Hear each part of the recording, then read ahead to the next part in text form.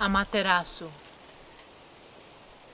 When we think of the sun, generally we say he. But in Japan, the sun is a beautiful, radiant, shining goddess named Amaterasu, who smiles upon the land, filling it with her light and warmth and life.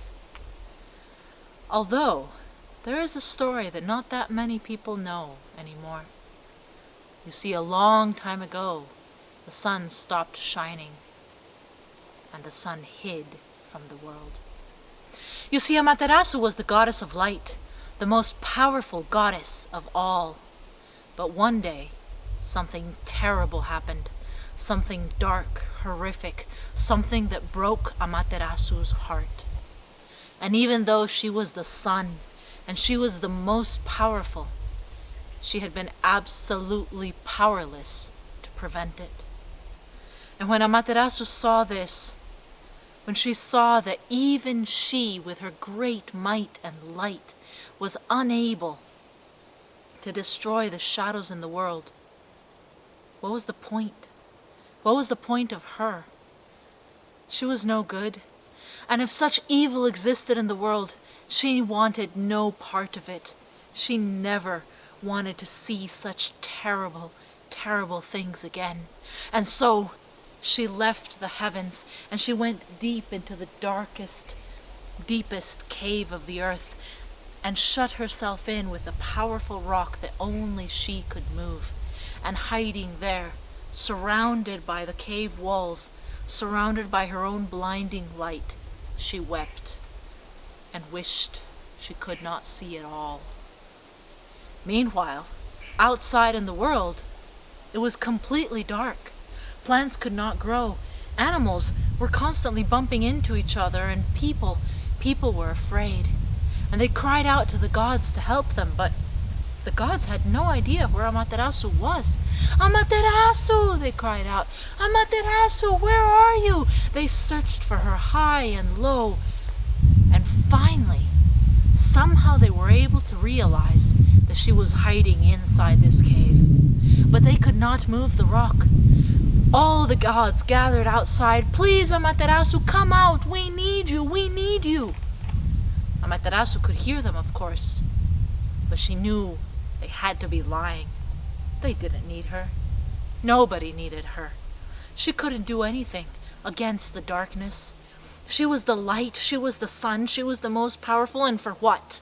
If evil, dark things could still happen in the world. They were just saying that to be nice. But she never wanted to see such terrible things again, especially if she could not stop them. And so she ignored them. Well, they brought out all the roosters, who were one of her favorite animals, and got them to crow outside the door of the cave. But she didn't care. They brought sparkling jewels and hung them from all the trees and told her about how beautifully they reflected the torchlight that they had. But what was the point? And finally, the gods started fighting among themselves, arguing, giving some idea. We should blast open the whole mountain and drag her out whether she likes it or not. No, cried others. That will make her hide even more. That will do even more harm than good.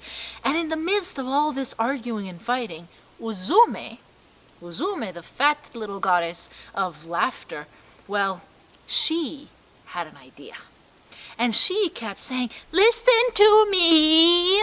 But nobody paid any attention to her. She was short, she was fat, she was funny, she was the class clown. Everybody, yes, Uzume, thank you very much, but we can't laugh right now. No, I have an idea. It's a good idea. Silence, Uzume. We're much more intelligent than you are. Let us figure this out. And Uzume, seeing that nobody would pay her any attention, got a big barrel, put it right in the middle of the arguing gods that were all surrounded by the torches and the flickering light, and she jumped up on the barrel and she shouted out, listen to me! I have an idea! Nobody listened to her. And she kept stamping her feet and making a sound on that barrel. And suddenly, as she kept stamping her feet, it started making a rhythm. And without realizing it, without meaning to, Uzume had just discovered the very first drum, and along with that, she had invented music. Oh, and she started dancing on that barrel, pounding her feet, making this really catchy rhythm, dancing and dancing. And as she kept dancing out that rhythm, the other gods heard it and started looking over, paying attention. What was that catchy sound? They started kind of clapping along and stamping their feet too, and pretty soon they were laughing, and Uzume just kept on dancing more crazily, and her hair was going everywhere, and she was dancing so crazily that her kimono started falling off. All the gods laughed and laughed, and from the inside of the cave, Amaterasu could hear that, well, there seemed to be a party going on. They certainly sounded like they were having such a wonderful time, but what could be happening? Now, she stopped crying for just a minute and wiped her eyes and crept up a little bit closer to the door of the cave and put her ear. Yes, people were clapping and laughing, and what was that strange sound? It was kind of catchy. And so she started moving the rock just a tiny little bit, just so she could peek out. And she saw all the hundreds of gods all gathered together, all laughing and clapping and dancing around. And there was somebody up on a barrel dancing wildly with her hair. But who was that? And what were they doing? And what was that? And before she knew it, Amaterasu had opened up the cave and stepped outside. Her light filled up the night, lighting up everything, making the torches pale in comparison. And all the gods turned and said, Amaterasu, Amaterasu, you have come out. She said, no. And she started stepping back, trying to go back into the cave. But Uzume jumped off the barrel, raced over to her, and held up her idea. And Amaterasu saw it, and oh, how beautiful. Oh, what is this? This is more glorious than any of those sparkling jewels. This is so radiant. I had no idea that something so beautiful existed in the world. Oh, this makes everything all right. And Uzume, struggling to hold up the heavy bronze round mirror, for that's what it was, said, Amaterasu, that's you. It's your reflection. That's what you look like. That's what we see. Yes, Amaterasu, I know that there are bad things in the world, and sometimes we have to see them, and sometimes, no matter how hard we try or how much we want to, sometimes we can't stop them.